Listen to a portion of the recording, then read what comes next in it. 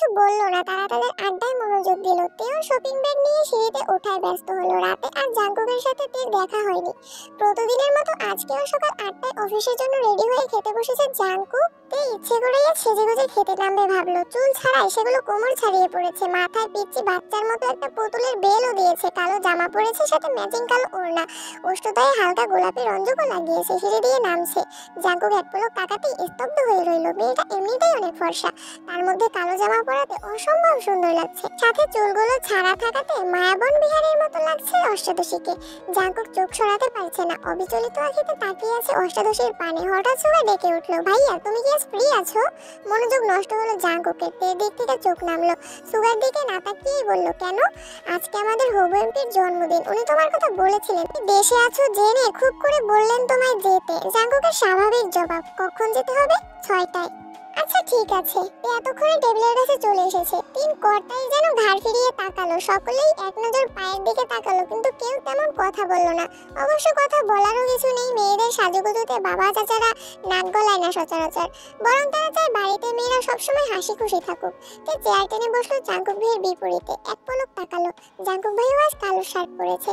Jungkook ভাই সবসময় সাদা অথবা কালো শার্টই পরেন, হঠাৎ কফি কালার বা আসমানি বা হালকা কোনো কালার পরেন। শুধু পাঞ্জাবির ক্ষেত্রে ব্যতিক্রম দেখা যায়। ড্রেস মিলে যাওয়াতে তের মাথা নিচু করে মুচকি হাসলো।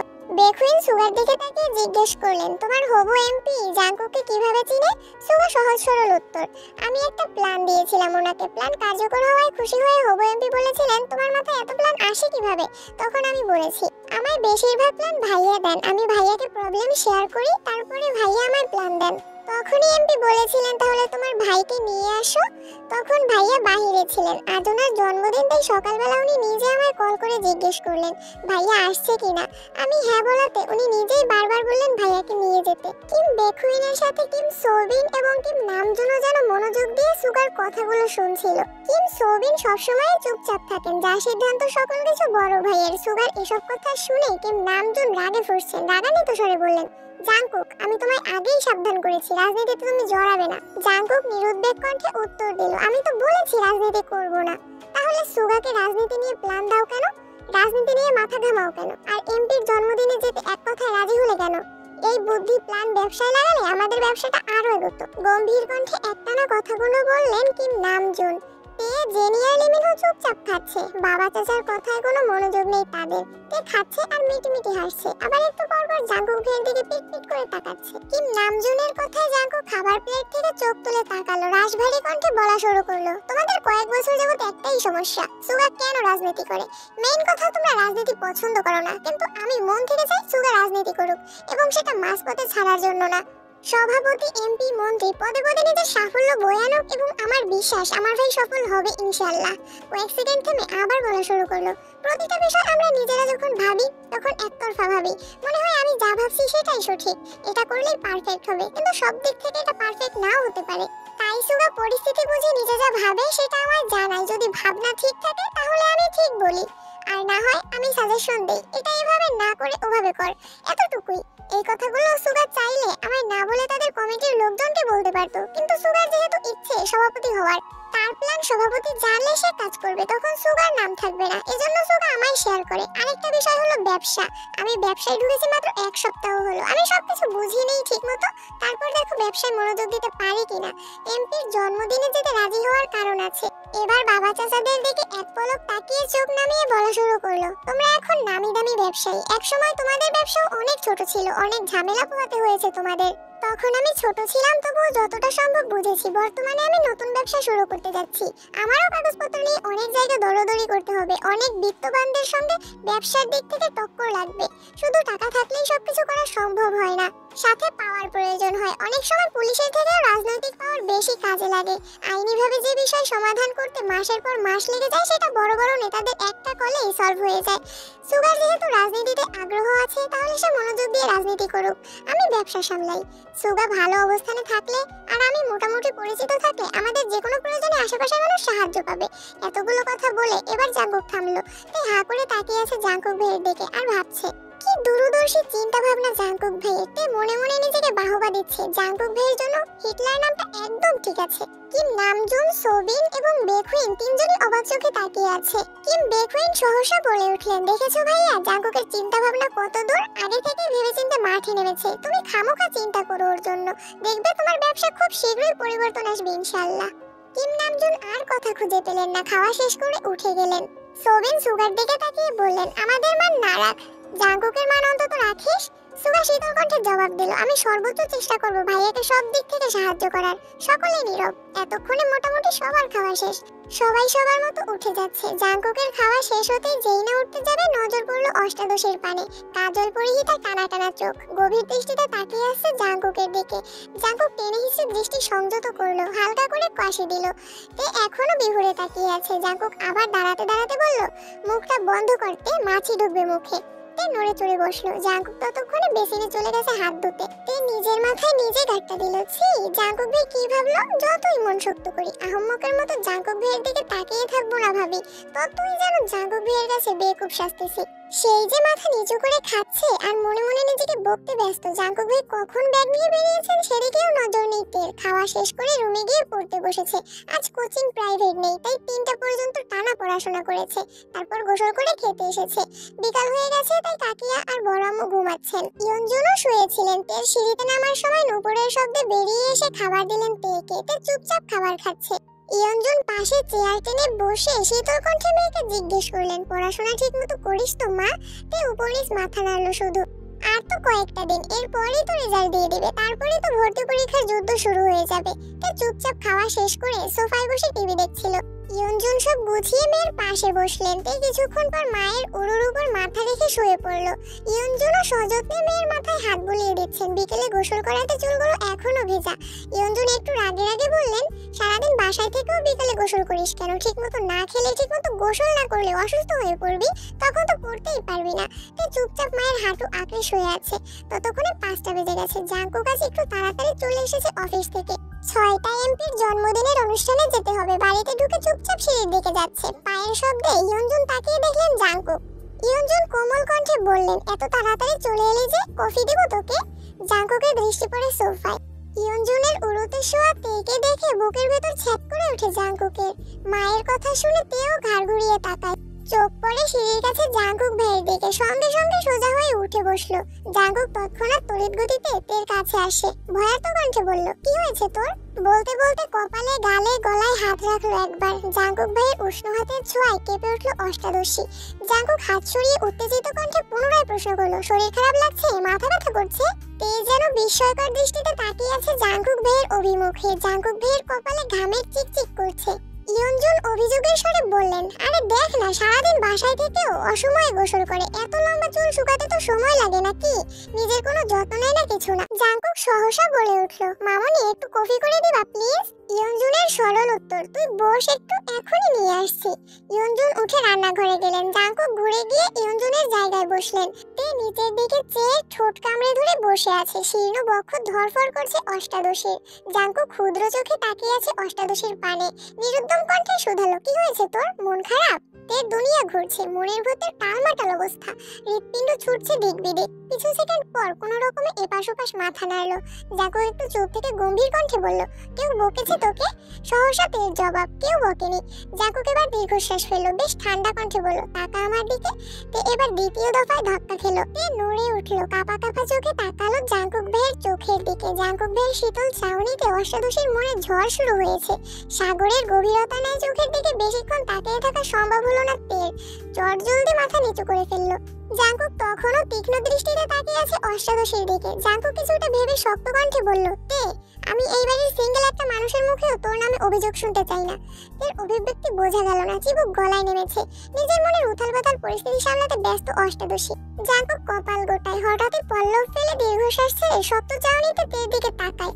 কাল থেকে বিকালে কোচিং এ যাবি। ওনাদের 3টায় ব্যাচ আছে। প্রতিদিন 11টায় গোসল করবি। 1টার পর নামাজ পড়ে খেয়ে প্রাইভেটে যাবি। তারপর কোচিং শেষে বাসায় আসবি। আমি কোচিং এ কথা বলে নিব। এতক্ষণে ইয়নজুন কফি নিয়ে হাজির হলেন। জাংকুক স্বাভাবিক কণ্ঠে বলল, মামনি তে কাল থেকে 11টায় গোসল করবে আর বিকালে কোচিং এ যাবে। ওর গোসলের টাইম যদি 1 মিনিট এদিক সেদিক হয় তুমি সঙ্গে সঙ্গে আমায় কল করবা। এতটুকু বলে কফির কাপ নিয়ে সিঁড়ির দিকে ধপধপ করে উপরে চলে গেল। তের হৃৎপিণ্ড দুভাগ হয়ে গেল জাঙ্কুক ভাইয়ের কথায়। এতদিন মনের ভেতর শুধু তুফান চালিয়েছে এই লোকটা, এখন তের জীবনেও তুফান চালাচ্ছেন। জিমিন তো 10টার বেঁচে যাবে, তে একা একা বিকালে পড়তে যাবে, ওখানে তো কাউকেই চেনে না। ভাবতেই আহত হলো মনটা। খাই সোফায় হেলান দিয়ে বসে আছে তে। ইয়নজুন তেকে 1 কাপ কফি এনে দিলেন। তে কিছুটা স্বাভাবিক হয়ে কফি খাওয়ায় মনোযোগ দিল। কিছুক্ষণ পর তে সিঁড়ি দিয়ে উঠছে রুমে যাওয়ার জন্য। তখনই সিঁড়ি দিয়ে ব্যস্ত পায়ে নামছে জাঙ্কুক ভাই। এমপির জন্মদিনের অনুষ্ঠানে যাওয়ার জন্য রেডি হয়েছেন। খয়েরি রঙের শার্ট কোমর পর্যন্ত হাতা ভাঁজ করা, কালো প্যান্ট দিয়ে ইন করা, নতুন শো জুতা, চোখে নতুন একটা সানগ্লাস, চুলগুলো খুব সুন্দর করে স্টাইল করা। এক পলক তাকাতেই তে থমকে দাঁড়ালো সিঁড়িতে। জাঙ্কুক ভাইয়ের এক হাত পকেটে, অন্য হাতের আঙুলে বাইকের চাবি ঘোরাতে ঘোরাতে তের পাশ কেটে নেমে গেলেন। তে ওখানেই দাঁড়িয়ে পড়েছে। বডি স্প্রের তীব্র গন্ধে ঘাড় ঘুরিয়ে তাকালো জাঙ্কুক ভাইয়ের দিকে। যতক্ষণ দেখা গেল ততক্ষণ স্থির দৃষ্টিতে তাকিয়ে রইল। বিড়বিড় করে বলল, ওনার যন্ত্রণায় আমাকে পাবনা যেতে হবে মনে হচ্ছে। কিছুক্ষণ পর তে রুমে চলে গেল। সুগা সারা দিনেও বাসায় ফিরতে পারেনি। সেই যে সকালে বের হয়েছিল, সারাদিন নির্বাচনের কাজে ব্যস্ত। বিকেলে বাহিরেই খেয়েছে। তারপর থেকে জন্মদিনের অনুষ্ঠানের কাজে ব্যস্ত। কোথায় কি রাখবে, কিভাবে করবে, সভাপতি, সাধারণ সদস্য সকলেই ব্যস্ত। অনুষ্ঠান শুরু হওয়ার পর্যায়ে জাঙ্কুক উপস্থিত হলো। জাঙ্কুককে দেখে সুগা ছুটে এসেছে। পরিচয় করিয়ে দিয়েছেন হবু এমপির সাথে। হ্যান্ডশেক করে মত বিনিময় শুরু করলেন দুজনে। অনুষ্ঠান ভালোই শেষ হলো। বেশ কিছু ছবিও তোলা হয়েছে এমপির ফ্যামিলির সাথে। জাঙ্কুক, সুগা এমপির দুপাশে দাঁড়িয়ে কেক খাওয়ানো সহ আরো অনেক ছবি তোলা হয়েছে। সেখানে থেকেই 4টা ছবি জাঙ্কুক ফেসবুকে আপলোড করেছে, সাথে জন্মদিনের ক্যাপশন দিয়ে। অনুষ্ঠান শেষে সুগা বলল, ভাইয়া তুমি কি আমার বাইকে লিফট দিবা নাকি রিকশা করে বাড়ি যাব? জাঙ্কুক এক মুহূর্ত ভেবে উত্তর দিল, আজ থেকে যেতে পারবি, সমস্যা নেই। সুগা খুশিতে আত্মহারা হয়ে গেছে। 10 দিনের মাথায় ভাইয়ের বাইকে ওঠার অনুমতি পেল। বাইক চালাতে চালাতে জাঙ্কুক গম্ভীর কণ্ঠে সুগাকে বলল, তোর কাছে তোর বান্ধবীর নাম্বার আছে? সুগা স্বাভাবিকভাবেই বলল, হ্যাঁ আছে, কেন ভাইয়া? জাঙ্কুক রাশভারী কণ্ঠে বলল, তুই তাকে কল দিয়ে বলিস কাল থেকে যেন 3টায় কোচিং এ যায়। তের বেস্ট টাইম চেঞ্জ করে দিয়েছি, সাথে তারটাও। কোচিং এর লোকের সাথে কথা বলেছি। তের একা একা বিকালে ভালো লাগবে না। সুগা চিন্তিত স্বরে বলল, আবার কোনো সমস্যা হয়েছে ভাইয়া? জাঙ্কুক এবার দীর্ঘশ্বাস ফেলে কণ্ঠ দ্বিগুণ ভারী করে বলল, তোর বোন ঠিকমতো খায় না, গোসল করে না, পড়ে না, কত অভিযোগ শুনতে হয়, এজন্য টাইম পাল্টে দিয়েছি, সাথে ওকে ওয়ার্নিং দিয়েছি। সুগা আর কিছুই বলল না। চুপচাপ দুই ভাই বাসায় ঢুকে যে যার মতো রুমে চলে গেল। রাত তখন 10:30। সুগা ফোন থেকে জিমির নামে সেভ করা একটা নম্বরে কল দিল। দুবার দেওয়ার পর রিসিভ হলো। আসসালামু আলাইকুম। ওয়ালাইকুম আসসালাম। কে বলছেন? আমি তের ভাই। জিমিন একটু ভয়ে ভয়ে বলল, জাঙ্কুক ভাইয়া? সুগার কিছুটা রাগ হলো। আকস্মাত বলে উঠলো, ভাইয়া তোমায় কল দিবে কেন? ভাইয়াকে খেয়ে দিয়ে কোনো কাজ নেই তোমায় কল দিবে? ভাইয়া জীবনেও তোমায় কল দিবে না। শুধু তোমায় কেন, কোনো মেয়েকেই কল দিবে না। জিমিন আস্তে আস্তে শুধালো, সুগা ভাইয়া? হ্যাঁ, কোনো দরকার ভাইয়া? শুনো, তুমি কাল থেকে 2টার ব্যাচে প্রাইভেট পড়বে আর 3টার ব্যাচে কোচিং করবে। তেও বিকালে কোচিং করবে, এটাই জানানোর জন্য কল দিয়েছি। ভুল করে আবার সকালে চলে যেও না। আল্লাহ হাফেজ। এটুকু বলেই কল কেটে দিল সুগা। জিমিন খাটের উপর টাসকি খেয়ে বসে পড়লো। কিছু ভাবতে পারছে না। কিছুক্ষণ স্থির থেকে তাড়াতাড়ি কল করলো তেকে। একবার বাজতেই কল রিসিভ করলো তে। এই পাগল, তোর কি হয়েছে রে? কাল থেকে এতবার কল দিচ্ছি, কোনো খবর নেই তোর। সেই যে জাঙ্কুক ভাইয়ের সাথে বাইকে গেলি, কি হলো তাও বললি না। কি অঘটন ঘটাইছিস তুই? আমি অঘটন ঘটাইনি, জাঙ্কুক ভাই অঘটন ঘটিয়েছেন। উনি আমার মনের ভিতর ঢুকে আমার জীবনের 14টা বাজায় দিচ্ছে। আমার খাওয়া, গোসল, ঘুম সবকিছু নাজেহাল অবস্থা করে ফেলেছে। ওনাকে যতবার দেখছি ততবারই ভেঙে চলে যাচ্ছি আমি। বরাবর নতুন করে ক্রাশ খাই, কি করবো বল? জিমিন এবার রেগে বলল, রাত বিরাতে নেশা করা ছেড়ে ঘুমা বাই। কি জন্য কল দিয়েছিল তা বলতেই পারলো না। তের এসব হাবি জাবি কথা শুনতে তার এখন একটুও ভালো লাগছে না। কোথায় সিরিয়াস মুডে কল দিল তেকে। তে যেন ঘুরেই পড়ে আছে। তেও আর কল ব্যাক করলো না। ফেসবুকে ঢুকলো। ঢুকতেই সামনে আসলো জাঙ্কুক ভাইয়ের 3 ঘন্টা আগে করা পোস্ট। ছবিগুলো খুব ভালো করে দেখছে তে। টেনে টেনে বড় করে জাঙ্কুক ভাইকে মনোযোগ দিয়ে দেখছে। হঠাৎ একটা ছবি দেখে তের দৃষ্টি স্থির হলো। জাঙ্কুক ভাইয়ের পাশে কড়া নীল রঙের একটা গাউন পরা মেয়ে। দেখেই মনে হচ্ছে শরীরে বড়লোক ভাব আছে একটা। তের পায়ের রক্ত চরচর করে মাথায় উঠেছে। ওই মেয়ে কে? আর জাঙ্কুক ভাইয়ের পাশে ওই মেয়ে কি করে? কমেন্ট চেক করতে গেল তে। অনেকগুলো কমেন্টের ভিড়ে ওই নীল জামা পরিহিত একটা আইডি দেখে চোখে পড়লো। জাঙ্কুক ভাইদের ছবিতে কমেন্ট করেছে, আপনি অসম্ভব কিউট। ইচ্ছে করছিল আপনাকে সবসময়ের জন্য রেখে দেই। ইচ্ছে হলে বেড়াতে আসবেন আর সম্ভব হলে ফ্রেন্ড রিকোয়েস্টটা অ্যাকসেপ্ট করবেন। রাগে শরীর ঘামছে তেল। শোয়া থেকে উঠে বসলো। কমেন্টটাতে অ্যাংরি রিয়েক্ট দিয়ে মেয়ের আইডিতে ঢুকলো। প্রোফাইল পিকটা 2 ঘন্টা আগেই আপলোড করা। কভার ফটোতে হবু এমপির সাথে ছবি। ক্যাপশনে বাবা মেয়ে। তের বুঝতে বাকি নেই এটা এমপির মেয়ে। একটা প্রাইভেট বিশ্ববিদ্যালয়ে পড়ে। তে রাগে ফুসফুস করছে। আবারও জাঙ্কুক ভাইয়ের আইডিতে ঢুকলো তে। জাস্ট নাও একটা পোস্ট করেছেন জাঙ্কুক ভাই। तेरी न जाने या क्या कर दिया, मुझे से ही मुझको जुदा कर दिया। সাথে রাতের শহরে বাইকে বসে একটা ছবি শেয়ার করলেন। তে মনোযোগ দিয়ে ক্যাপশন বোঝার চেষ্টা করছে। তার মানে জাঙ্কুক ভাই ওই মেয়ের প্রেমে পড়ে গেছে। ভাবতেই নেত্রযুগল থেকে দুফোঁটা পানি গড়িয়ে পড়লো। আবারও সেই কমেন্টটা খুঁজতে লাগলো তে। কি এমন সুন্দর মেয়েটা দেখতে হচ্ছে তো, কিন্তু পোস্টের সব কমেন্ট ঘেটেও মেয়ের কমেন্ট আর পেল না। তার মানে জাঙ্কুক ভাই ডিলিট করে ফেলেছে। কিন্তু ওই মেয়েকে কি অ্যাকসেপ্ট করে ফেললো? তারপর দীর্ঘশ্বাস ফেলে নিজেকে নিজে সান্ত্বনা দিতে লাগলো। জাঙ্কুক ভাই তো শুধুই আমার ক্রাশ, ক্রাশ তো ক্ষণিকের, উনিও তো কিছুদিন পর বিয়ে করবেন, তখন তো আমাকে মেনে নিতেই হবে। আমার তো সাহসে কুলাবে না জাঙ্কুক ভাইকে কিছু বলার, মাইর খাওয়ার থেকে চুপ থাকি সেই ভালো। এদিকে জাঙ্কুক বাসায় ফিরে ফ্রেশ হয়ে শুয়ে আছে, একটা ছবি জুম করে শুধু চোখগুলোর দিকে তাকিয়ে আছে আর বিড়বিড় করে গাইছে। मैंने जब देखा था तुझको रात भी हो याद है मुझको तेरे गिनते गिनते सो गया दिल मेरा धड़का था कस के कुछ कहा था तूने हंस के मैं उसी पल तेरा हो गया। কিছুক্ষণ থেমে আবার বলল, तेरी नजरों ने कुछ ऐसा जादू किया लुट गए हम तो पहली मुलाकात में। প্রতিদিনের মতো আজও খাবার টেবিলে একসাথে খেতে বসেছে সকলে, কিন্তু তের মাথায় আজ অন্য প্ল্যান ঘুরছে। সবার খাওয়া মোটামুটি শেষ, তে ইচ্ছে করে অল্প অল্প খাচ্ছে। এদিকে মোবাইলে কি যেন চেক করছিল জাঙ্কুক, মোবাইল চেক করে করেই খাচ্ছিল। জাঙ্কুকের খাওয়া শেষ, তাই মোবাইল টেবিলের উপরে একপাশে রেখে হাত ধুতে চলে গেল। ৩-৪ কদম যেতেই তে হাত বাড়িয়ে জাঙ্কুক ভাইয়ের মোবাইলটা হাতে নেয়। তাড়াহুড়োয় হয়তো পাওয়ার বাটনে চাপ দিতে ভুলে গেছে জাঙ্কুক ভাই। হোম পেজ ভেসে আছে, এখানে দুইটা হাতের ছবি, একটা বড় হাতের উপর একটা পিচ্চি হাতে। 1 সেকেন্ড তাকালো ছবিটার দিকে, কিন্তু এখন ছবি নিয়ে গবেষণা করার সময় না।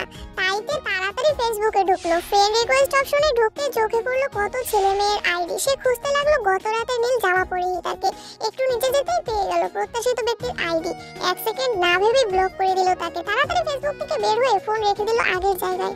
এবার তে দীর্ঘশ্বাস ফেললো, মনে খুব শান্তি লাগছে এখন। জাঙ্কুক ভাই টেবিলের কাছে এসে মোবাইল নিতে নিতে তের দিকে তাকালো, নিরুদ্বেগ কণ্ঠে বলল, যতক্ষণ সবাই খাবার টেবিলে বসে থাকিস ততক্ষণ যদি তুই খাইতি তাহলে আজ কঙ্কালের মতো থাকতি না।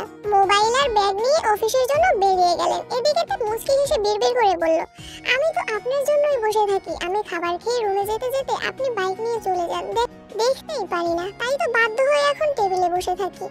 জাঙ্কুক ভাইয়ের কথা মতো তে 11টার মধ্যে গোসল করেছে আজ। যথাসময়ে রেডি হয়ে রওনা দিল টিউশনের উদ্দেশ্যে। মনটা ভীষণ খারাপ, আজ থেকে একা একা টিউশন আর কোচিং এ পড়তে হবে, এটা ভেবেই মন ভাঙছে বারবার। টিউশনে ঢুকতেই জিমিন ডাকলো, তে এখানে আয়। তে চোখ গোল গোল করে অবাক চোখে তাকালো, ছুটে গেল জিমিনের কাছে। তুই এই সময় টিউশনে কেন? আগের ব্যাচে পড়িসনি? কিভাবে পড়বো, তোর বেস্ট হয়েছি, তোর ভোগান্তি তো আমাকেও ভুগতে হবে তাই না? মানে গতকাল রাতে সুগা ভাইয়া কল দিয়েছিল আমায়, বলল তোর সাথে আমারও টাইম পাল্টে দিছে, আজ থেকে যেন বিকালে আসি। তাহলে তুই জানাসনি কেন আমায়? আমি পুরো রাস্তা মন খারাপ করে এসেছি একা একা পড়তে হবে বলে। তোকে কিভাবে জানাবো, তুই তো জাঙ্কুক ভাইয়ের ঘরে ডুবে আছিস। তে একটু লজ্জা পেল, তারপর সশব্দে হেসে বলল, জানিস জিমিনা, আমার হিজাবটা জাঙ্কুক ভাইয়া কিনে দিচ্ছে। শুধু এটা না, সর্বমোট 30টা হিজাব কিনে দিচ্ছে। শুধু তাই না, দেখ আমার পায়ে নুপুরগুলো, এগুলোও জাঙ্কুক ভাই দিয়েছে, তাও আবার নিজের হাতে পরিয়ে দিয়েছেন। দেখ সুন্দর না? জিমিন কপাল ভাঁজ করে নুপুরগুলো দেখলো, তারপর বলল, হ্যাঁ খুব সুন্দর হয়েছে, কিন্তু কাহিনী কি বলতো? ওই বেটার হঠাৎ তোর প্রতি এত মায়া হচ্ছে, তোকে কিছু বলেছে কি? হ্যাঁ বলেছে, আমি কই যাই না যাই তা পর্যবেক্ষণ করতে নুপুর দিয়েছে। জিমিন হা করে তাকাইছে। ততক্ষণে স্যার পড়াতে চলে এসেছেন। টিউশন কোচিং শেষে তে বাসার উদ্দেশ্যে চলে গেছে। সন্ধ্যার পর আবার রোজাপু আসবে, পড়া রিভিশন দিতে হবে। রোজাপু শুক্রবার শনিবার বাদ দিয়ে বাকি 5 দিন পড়ান। রোজাপু খুব ভালো পড়ান, তে ওনার ভক্ত হয়ে গেছে একেবারে। রোজাপু তেকে খুব আদর করে। পড়াশোনার পাশাপাশি কিভাবে পড়লে ভালো হবে রুটিন করা সবকিছুতেই হেল্প করেন। এজন্য তে ইদানিং পড়াশোনাতেও গুরুত্ব বেশি দিচ্ছে। এভাবে কেটে গেল 10 থেকে 12 দিন। জাঙ্কুকের সাথে তে প্রতিদিন সকালে খাবার টেবিলে দেখা হয়। মাঝে মাঝে তে আগে আসে, মাঝে মাঝে জাঙ্কুক আগে আসে, তারপরও দেখা তো হয়। এতেই যেন তের মনে সারাদিনে প্রশান্তি কাজ করে। জাঙ্কুক বাড়ি ফিরে 11টা অথবা 12টার দিকে। জাঙ্কুকের বাইকের শব্দ পেলেই তে ছুটে যায় নিজের রুমের বারান্দায়। হেলমেটটা খুলে যখন বাইক থেকে নামে, তে গভীর মনোযোগ দিয়ে দেখে সে দৃশ্য আর গুনগুন করে গান গায়। তারপর বাড়িতে ঢোকার আগ পর্যন্ত যতটুকু সম্ভব তাকিয়ে তাকিয়ে জাঙ্কুক ভাইকে দেখে। জাঙ্কুক ভাই বাড়িতে ঢুকে গেলে হাসি মুখে ঘুমিয়ে পড়ে তে। এটাই যেন ওদের দৈনিক রুটিন। কেন জাঙ্কুক ভাইকে দেখে তার কোনো উত্তর নেই অষ্টাদশীর কাছে। জাঙ্কুক ভাই কি শুধুই তার ক্রাশ, নাকি সে জাঙ্কুক ভাইকে ভালোবাসে এর উত্তর নিজেও খুঁজে পায় না। তবে জাঙ্কুক ভাইকে অসম্ভব ভালো লাগে। জাঙ্কুক ভাইয়ের শীতল চাউনি বারংবার অষ্টাদশীর হৃদয়টা চূর্ণ বিচূর্ণ করে। জাঙ্কুক ভাই অষ্টাদশীর মন মস্তিষ্ক জুড়ে বিচরণ করছে। 10 থেকে 12 দিন পর সকালবেলা জাঙ্কুক জুসের গ্লাস হাতে নিয়ে দু চুমুক খেলো কিনা কিম নামজুন বলে উঠলেন, জাঙ্কুক তোকে একটু চট্টগ্রাম যেতে হবে। জাঙ্কুক তৎক্ষণাৎ বিষম খেলো। সুগা তাড়াতাড়ি উঠে ভাইয়ের মাথায় ফু দিচ্ছে। রান্নাঘর থেকে ছুটে এসেছেন জিন।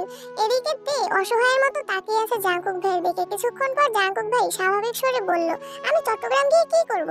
কিম নামজুন স্বাভাবিকভাবেই বললেন, আমাদের কোম্পানিতে কিছু সমস্যা হচ্ছে, কিছু ডিলার ঝামেলা করতেছে শুনলাম।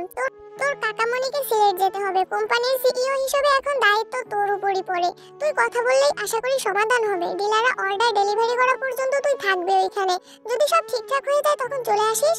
জাঙ্কুক এক পলক তের দিকে তাকালো, তারপর দৃষ্টি নামিয়ে প্রশ্ন করলো, কবে যেতে হবে? কিম নামজুন সহসা বলে উঠলেন, আজ রাতে অথবা আগামীকাল সকালে চলে গেলে ভালো হবে। জাঙ্কুক চুপচাপ মাথা নিচু করে বসে আছে। কিম নামজুন আর সোবিন উঠে গেলেন। সুগা একবার ভাইকে বলল, ভাইয়া তোমার কি একা যেতে খারাপ লাগবে? আমি কি যাবো তোমার সঙ্গে? জাঙ্কুক অগ্নিদৃষ্টিতে তাকালো সুগার দিকে। দাঁতে দাঁত চেপে বিড়বিড় করে কি যেন বলল। কেউ কিছু বুঝলো না, কিন্তু সুগা সশব্দে হেসে উঠল। জাঙ্কুক এবার রাগে ফুঁসতে ফুঁসতে বলল, সুগা। সুগার হাসতে হাসতে চেয়ার থেকে উঠে বেসিনের দিকে দৌড় দিল। জাঙ্কুক অগ্নিদৃষ্টিতে তাকিয়ে আছে সুগার দিকে, তারপর মাথা নিচু করে প্লেটের খাবারটা কোনো রকমে শেষ করে উঠে চলে গেল। এদিকে তে, জেনি আর লিমিনহো বসে আছে। লিমিনহো আর জেনি প্ল্যান করছে জাঙ্কুক ভাইয়াকে বলবে কক্সবাজার গেলে ওদের জন্য খেলনা সাজনি শামুক নিয়ে আসতে। তে নিশ্চুপ বসে খাচ্ছে। জাঙ্কুক ভাইকে দেখার জন্যই এখন সে প্রতিদিন ফজরের সময় ঘুম থেকে উঠে। রাতে ঘুমানোর আগেও জাঙ্কুক ভাইকে দেখে ঘুমায়। জাঙ্কুক ভাই চট্টগ্রাম চলে গেলেও থাকবে কিভাবে?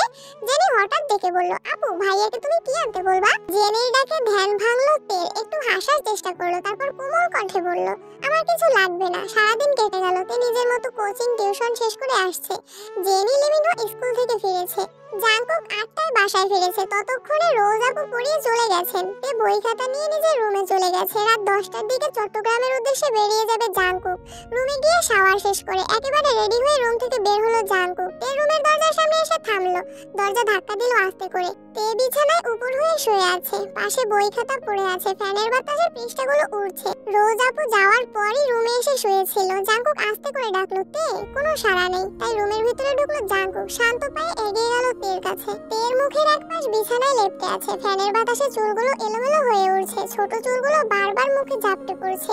লাইটের আলোয় অপর গালটা চিকচিক করছে। জাঙ্কুক বিছানার এক পাশে বসলো। কিছুক্ষণ সূক্ষ্ম দৃষ্টিতে পরখ করলো অষ্টাদশী। তারপর গালে হাত রেখে মুখ থেকে ছোট চুলগুলো সরিয়ে দিল। দুই একবার মাথায় হাত বুলিয়ে দিয়ে চুপচাপ রুম থেকে বেরিয়ে ব্যাগ নিয়ে নিচে চলে আসলো। জেনি আর লিমিনহো খুব করে বলল, ভাইয়া কক্সবাজার যেও প্লিজ, চাটনি নিয়ে এসো, খেলনা শামুক আরো অনেক কিছু আবদার করলো ভাইয়ের কাছে। উত্তরে জাঙ্কুক শুধু বলল, সময় পেলে যাব। খেয়ে 10টা নাগাদ বেরিয়ে গেছে জাঙ্কুক। বেকুইন আগামীকাল সকাল 8টায় সিলেট যাবেন। জাঙ্কুকের বাবার কোম্পানি ঢাকার বাইরে 3টা শাখা আছে, চট্টগ্রাম, সিলেট এবং রাজশাহী। বেকুইনকে বেশিরভাগ সময় বিভিন্ন জায়গাতে দৌড়াদৌড়ি করতে হয়, কখনো চট্টগ্রাম, কখনো রাজশাহী, কখনো সিলেট। বাকি সময় বাড়িতে থাকলে হেড অফিসে থাকেন। একই সাথে 2 শাখাতে যেতে হলে কখনো কখনো সোবিনকেও যেতে হয়। তবে কিম নামজুন এখন আর ঢাকার বাইরে যান না। জাঙ্কুকের সাথে উনি চাইছেন জাঙ্কুক সব দায়িত্ব বুঝে নিক। রাত 11টায় জেনি এসে ডাকছে, আপু ওঠো, খাবে না? তে ঘুম ঘুম চোখে তাকায় জেনির দিকে। জেনি আবার বলে, 11টা বাজে, তুমি কখন খাবে? আম্মু, বড় আম্মু সবাই বসে আছে তোমার জন্য, আমিও খাইনি, আসো। 11টা শুনে তের ঘুম উধাও হয়ে গেছে। সহসা মনটা খারাপ হলো। চিন্তিত স্বরে বলল, জাঙ্কুক ভাই কি চলে গেছে? জেনি হাসি মুখে বলছে, হ্যাঁ ভাইয়া তো 10টার আগেই চলে গেছে। আমি আর লিমিনহো বলে দিছি আমাদের জন্য খেলনা, গিফট, চাটনি নিয়ে আসতে। তোমার জন্যও আনতে বলেছি। ভাইয়া বলেছে সময় পেলে যাবে কক্সবাজার। তের মনটা চূর্ণ বিচূর্ণ হয়ে গেছে। মনে মনে ভাবছে, কেন যে শুতে গেলাম? না ঘুমলে তো জাঙ্কুক ভাইকে দেখতে পারতাম। আমি ঘুমিয়েছিলাম তাতে কি? জাঙ্কুক ভাই কি আমায় বলে যেতে পারতো না? জেনি আবার ডাকলো, আপু আসো, খেতে যাই। তে কঠিন স্বরে বলল, আমার খিদা নেই, খাবো না, তুই খেয়ে নে। ওদের বল খেয়ে নিতে, আমি ঘুমাবো, আর লাইটটা অফ করে দিয়ে যা। জেনি মন খারাপ করে চুপচাপ লাইট অফ করে চলে গেল। এদিকে তে ফুপিয়ে ফুপিয়ে কাঁদছে। কিছুক্ষণ পর নিজে নিজে ভাবছে, জাঙ্কুক ভাই তো আমায় নিয়ে ভাবেনি না, ভাবলে তো আমাকে ডেকে বলেই যেতেন। তাহলে আমি কেন ওনার জন্য কান্না করছি? আর কাঁদবো না আমি। কিছুক্ষণ পর থামলো। খুব খিদে পাচ্ছে, কিন্তু সে খাবে না। বড্ড অভিমান জমেছে বুকে। এভাবে ঘুমিয়ে পড়লো আবার।